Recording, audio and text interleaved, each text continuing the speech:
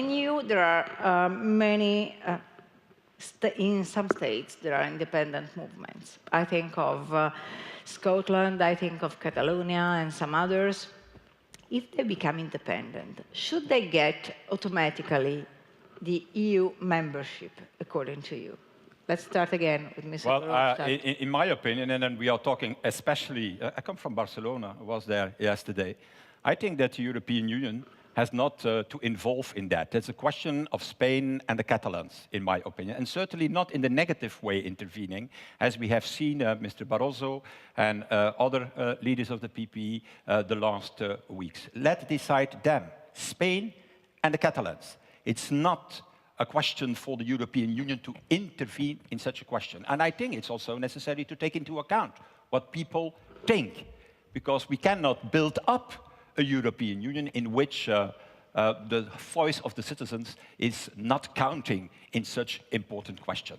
And in any way, we have to play a positive role in the dialogue between Spain and the Catalans, not a negative one, as we have seen by this leader of the Commission, Mr. Barroso, the last weeks and the last months.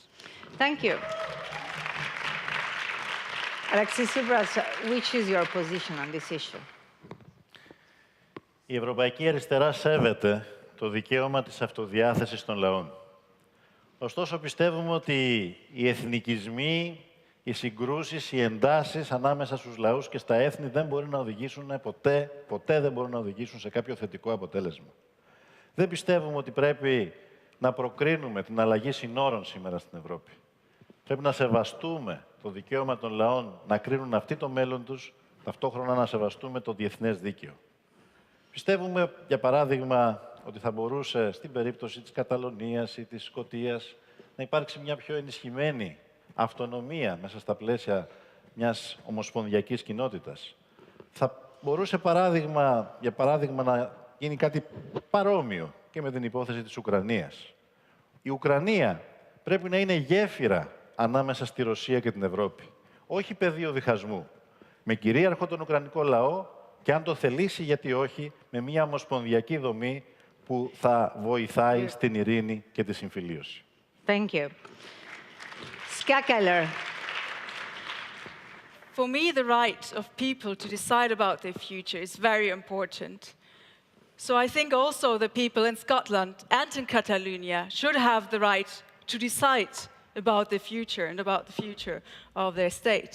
And if I was Commission President, then I would very much welcome both those, if in case they would decide to become independent, I would welcome them as well in the European Union.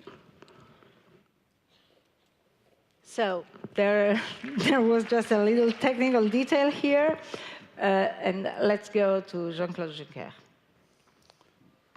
Moi, je crois qu'il serait sage que nous n'intervenions pas dans ce débat. C'est un problème qui relève de la compétence du Royaume-Uni et du Royaume d'Espagne. Moi, je suis en faveur du principe qu'il faudra toujours et à chaque fois respecter les constitutions nationales. Les constitutions nationales doivent être respectées. Pour le reste, sur ces problèmes, nous devrions nous taire.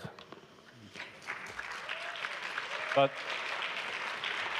Martin Schulz, or you want to use your... We are not a federal state. The European Union is not a federal state. We are a union of sovereign countries, and there is no blueprint for us because the countries decide on the basis of their national constitutions differently.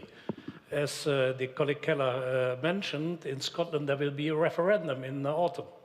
In other countries, a kind of referendum is not foreseen. Therefore, for the European Union, it's not possible to answer to the question in one way. If, for example, Scotland will vote for independence and sovereignty and become a sovereign country, then we have a procedure to join the European Union. But in other countries, this is completely different. So we see what happens in Great Britain with the Scottish referendum, but this is not possible to transfer to other countries. Therefore, we have no blueprint, and we have to accept what happens in the frame of national constitution.